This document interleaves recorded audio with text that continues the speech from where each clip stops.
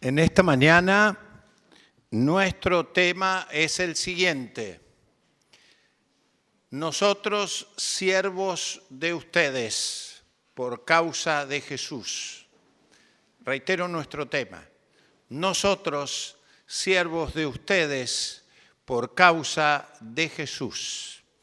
Les invito a buscar en la Biblia, en la carta de San Pablo a los Corintios, su segunda carta, en el capítulo 4. Si desean, me acompañan. 2 Corintios 4.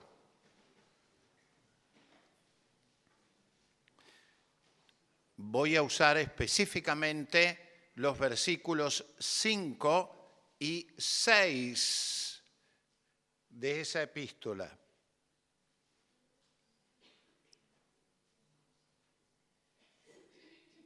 Segunda Corintios, capítulo 4, versículos 5 y 6, dice: porque no nos predicamos a nosotros mismos, sino a Jesucristo como Señor, y a nosotros como vuestros siervos por amor de Jesús.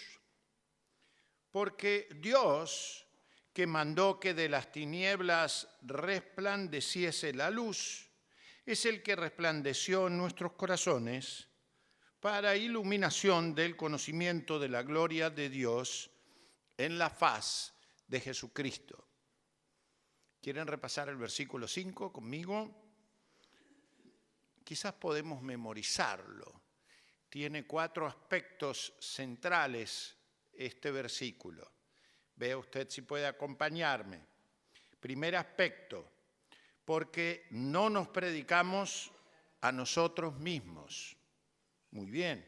Segundo aspecto, sino a Jesucristo como Señor. Bien. Y tercero, y a nosotros como vuestros siervos. Y el cuarto, muy bien, por amor de Jesús. Vamos por el primero. No nos predicamos a nosotros mismos. ¿Seguro? ¿Está seguro? ¿Puede un cristiano predicarse a sí mismo? Sí, claro que puede. No es bueno hacerlo. No conviene hacerlo. Pero muchísimas veces sí lo hacemos. ¿Cuándo es que nos predicamos a nosotros mismos? Quizás con más frecuencia de la que estamos dispuestos a aceptarlo. Nos predicamos a nosotros mismos cuando queremos exhibir nuestra sabiduría. O nos predicamos a nosotros mismos cuando queremos mostrar algo de nuestro escaso poder. O nos predicamos a nosotros mismos para pretender establecer alguna autoridad que no tenemos. Nos predicamos a nosotros mismos cuando quizás está en nuestro corazón, no siempre reconocido eso, pero cuando está en nuestro corazón, algún propósito deshonesto que pudiera ejercerse vía la presentación de la palabra. O para establecer nuestra organización religiosa, fundar quizás nuestra propia comunidad o nuestro propio organismo de carácter religioso. O nos predicamos a nosotros mismos para usar el propio vocabulario del Nuevo Testamento cuando predicamos una doctrina diferente de la de aquel que debe ser el centro de la predicación, esto es Jesús. Incluso la historia muestra que nos predicamos a nosotros mismos, en algunos casos hasta por motivos económicos. A veces nos predicamos a nosotros mismos para buscar gloria o para satisfacer deseos personales.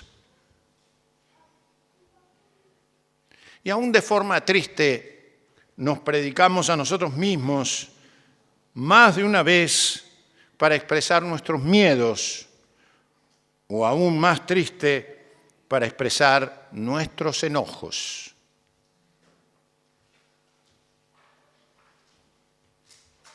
¿Puede que ocurra eso en nuestra congregación? Naturalmente, soy el primero que ustedes debieran analizar, pero les invito a analizar cada uno de nuestros propios discursos y nuestros propios actos y nuestras propias conductas donde también se predica. Si es que no nos predicamos, si es que no predico sobre mi propia persona. Por cierto, San Pablo dice, no debemos hacerlo. No es sano hacerlo. No es bueno hacerlo. No edifica hacerlo. Enferma hacerlo. Causa daño a la congregación y a la propia vida del expositor. Utilizo la palabra predicación en el sentido un poco más genérico que la desde el púlpito. Hablo de anunciar, compartir, testificar, mostrar, decir a los demás. Sí, puede ser que nos prediquemos a nosotros mismos.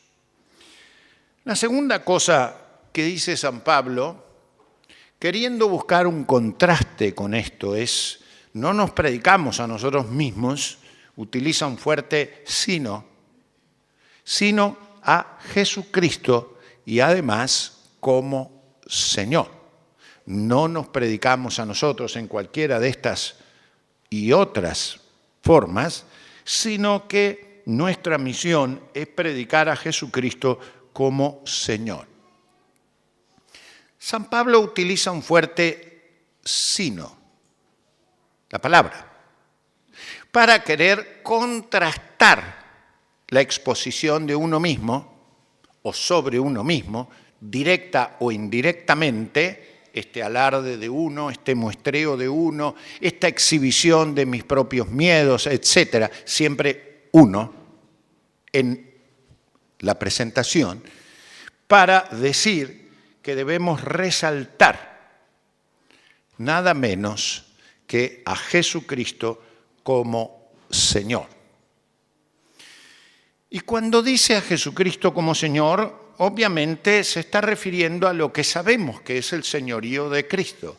Él es la autoridad, Él es el punto de inicio de la misión de cada uno de nosotros. Él es el propósito de la misión de la Iglesia, que es convocar a ser discípulos del Señor, discípulos de Cristo. Él, Jesús, es además el mensaje de la misión. No anunciamos a otro, ni siquiera a nosotros, no debiéramos, acotamos, de acuerdo a la primera cláusula que leímos, sino que el mensaje es Jesús, no soy yo. Tampoco es usted, ni siquiera es nosotros. El centro, el corazón es claramente Jesús. Y Jesús como Señor, Él es el modelo de la misión. Él, Jesús, es el maestro de la misión. No enseñamos un modelo nuestro. Debiéramos enseñar lo que Jesús nos manda. Sería bueno que las iglesias anunciáramos más seguido o hubiese carteles en las marquesinas que suelen exhibirse, como alguna vez dije, que hiciera sentir muy satisfecha a la iglesia, que dijese, entrenamos siervos de la comunidad bajo el señorío de Cristo y por causa de Jesús. Anhelamos, practicamos, quisiéramos ser siervos de Cristo y siervos de las personas. ¿Por qué? Porque Él lo pide, porque Él es la cabeza, porque Él es el maestro. ¿Y para qué siervos de la gente. Si ustedes siguen luego el relato de 2 Corintios, van a ver que esta actitud, esta condición, esta tarea tan bíblica, doctrinalmente tan profunda, de aprender a ser siervos de los hermanos y de las hermanas, ¿sí?, bajo el señorío de Cristo y por causa de Cristo, es para que la vida de Jesús se manifieste en nuestra vida. Las personas debemos ser un claro reflejo del servicio de los discípulos sobre otras personas, para que la vida de Jesús se manifieste y para que ese servicio nos ayude, dice 2 Corintios 4:16, para la renovación diaria. Esta es parte central de la misión. Las iglesias debemos ocuparnos de entrenar servidores, siervos, siervas. Las iglesias deben ser servidoras de Jesús. Deben poder hacer la misión de Jesús. Dice el texto bíblico, en la tercera cláusula, que anunciamos o nos anunciamos a nosotros como vuestros siervos. Fíjense qué interesante que el texto liga la predicación del señorío de Cristo con una palabra,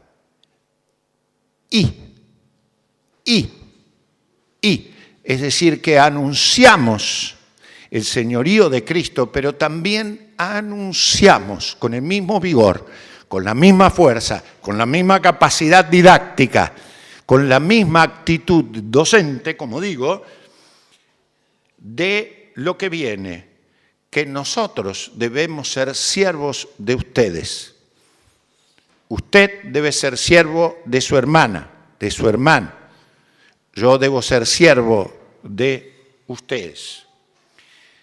Es decir, que mis hermanos, mis hermanas son anunciados como destinatarios de esta palabra, doulos, siervos.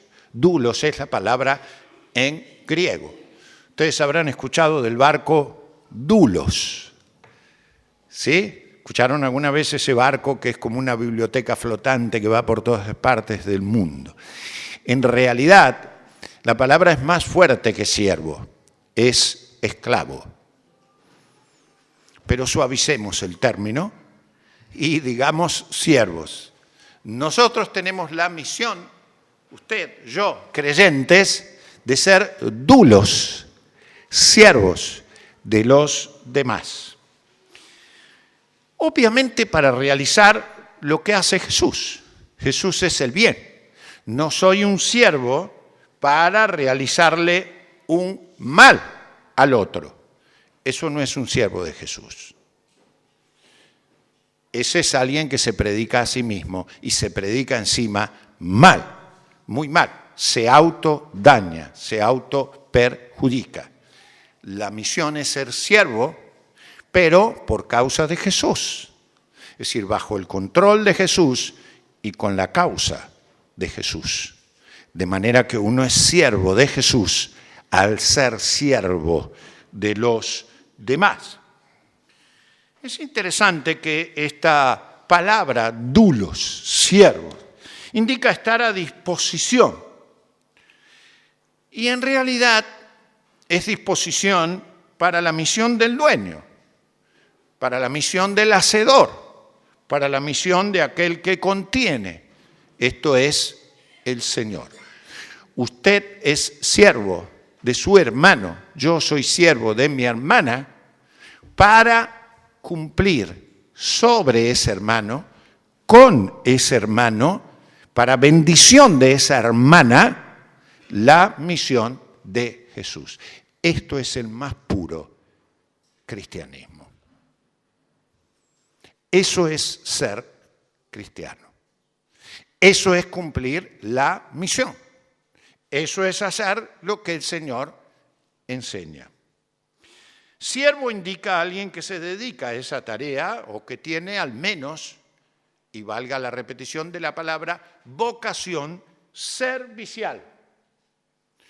Por cierto, hay siervos que no sirven, no que son inútiles, sino que no tienen la actitud de Cristo, quien es siervo. Filipenses es una carta muy interesante para ver. Él no estimó el ser igual a Dios como cosa que aferrarse, sino que se despojó a sí mismo y se hizo obediente hasta la muerte y muerte de cruz. Él es Señor siervo. Él no ve incompatible su poder con su servicio. Es lo razonable, es lo lógico, es el buen destino de su servicio. Y Él además nos enseña a servir con toda la vida, bajo su señorío, bajo su docencia y pidiendo que nosotros seamos sus instrumentos.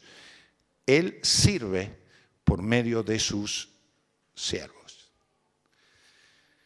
¿Puede pensar usted en qué servicio de Dios desea hacer a su hermano o a su hermana? ¿Lo pensó? Bajo el señorío de Cristo y por la causa de Jesús. Tómese un momento para pensar, Señor, ¿qué servicio tuyo he recibido yo quizás? Sigo recibiendo, sin merecerlo, es por tu gracia. ¿Sí? Ese servicio tuyo, ¿cuál puedo hacer a los demás? Le propondría que no piense en un servicio alejado de la persona. No es que usted saque algo para la otra persona. Esa puede ser un vehículo, sino que su persona, su corazón, su mente, sus emociones, su interior sirva a los demás. Obviamente podemos servir a los demás con dinero y a veces prestar un gran servicio. ¿Por qué no? Pero el mayor servicio que una persona presta es ser vehículo del bien de Dios, que no es solamente la predicación, es todo tipo de relación salutífera, bondadosa, hermosa, santificadora, liberadora, potenciadora de los demás, desde nosotros hacia ellos. Y dice el texto bíblico, y es la última cláusula, hacer ese servicio traduce nuestra versión por amor de Jesús. En realidad el texto bíblico utiliza una preposición que podría ser traducida como por medio de o por causa de, una preciosa preposición griega, que en realidad lo que está queriendo decir es que nuestro servicio, mi servicio a usted, el suyo a mí, ¿sí?, es para satisfacer no mis caprichos, no mi voluntad, tampoco para satisfacer sus caprichos, ni para evacuar algún dolor suyo, porque no estaría prestando necesariamente el servicio de Jesús al hacerlo. Ni siquiera un servicio para adularme a mí. No es un servicio servil, no. Es el servicio para el propósito de Jesús, el servicio por orden de Jesús, para que a través de su servicio sobre mi persona y el mío sobre usted y el nuestro sobre cada uno de nosotros, el bien de Jesús, la orden de Jesús, el propósito de Jesús se ejecute para la otra, sobre la otra, junto a la otra, al lado de la otra persona. Qué fantástica enseñanza. que es fantástica. En realidad esta enseñanza, si no surge de una iglesia, es muy difícil encontrarla en otro orden de cosas. No obstante, usted verá cada tanto médicos muy abnegados, docentes, enfermeros, tanta gente que presta servicio a los demás. El nuestro, además del servicio tan lindo que puede prestar cualquiera de estos oficios o tareas o personas, que enriquece a la sociedad, que nutre a la sociedad, que alienta a la sociedad, debe ser aún más profundo.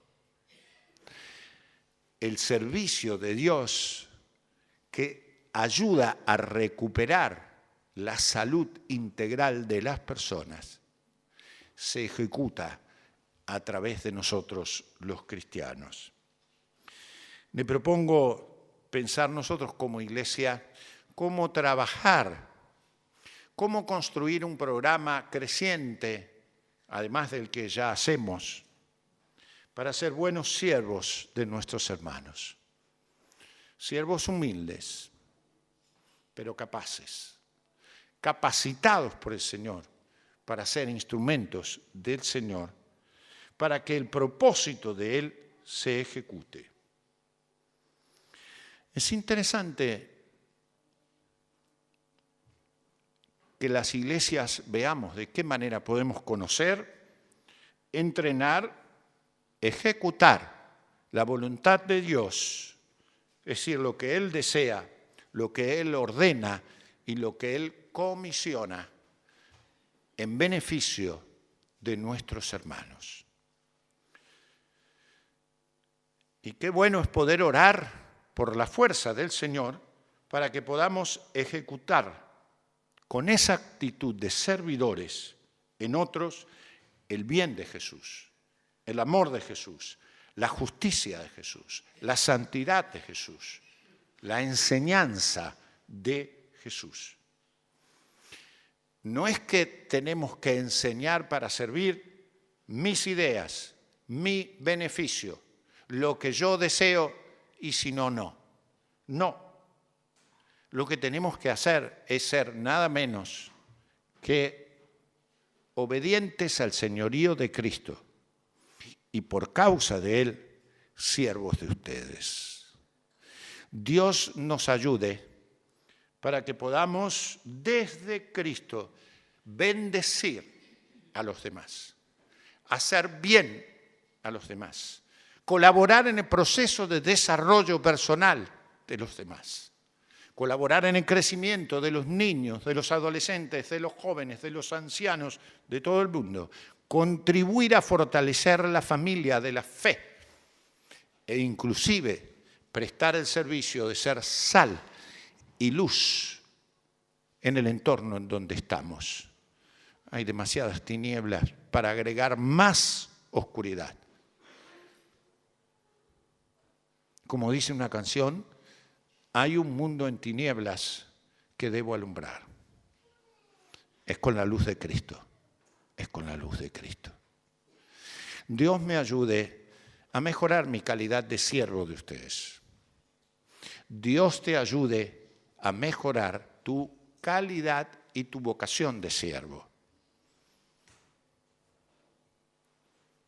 Bajo la soberanía de Jesús, en el proyecto de Jesús. ¿Hay algo más importante que eso? Que una iglesia y que un cristiano pueda hacer. ¿Hay alguna enseñanza que profundice esta enseñanza? ¿Hay alguna otra motivación que sea superior a esta? El texto bíblico hoy nos ha enseñado 4 cosas notables que debo seguir aprendiendo cada día más.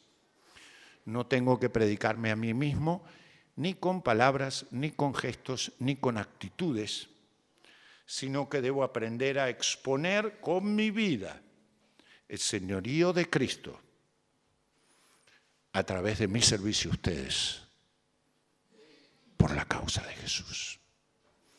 Padre, qué claro que eres, qué rotundo que eres, qué amoroso que eres. ¿Qué proyecto tuyo? Perdóname cuando me exhibo a mí mismo. También acompaña a mis hermanos y a mis hermanas que puedan sentir eso mismo. Pero ayúdame a cambiar para progresar. De tal manera que, bajo el señorío de Jesús, sea siervo de mis hermanas, de mis hermanos, aún, Señor, de la sociedad donde vivo, por la causa hermosa del Salvador, del Redentor, del Señor, del camino, de la verdad, de la vida, que es Jesús. Pasa por medio de nuestro servicio, Señor. Exprésate en el poder del servicio. No un servicio orgulloso, sino el servicio de los simples, como era Jesús, para que mis hermanos y mis hermanas sean enriquecidos en el nombre de Jesús. Amén.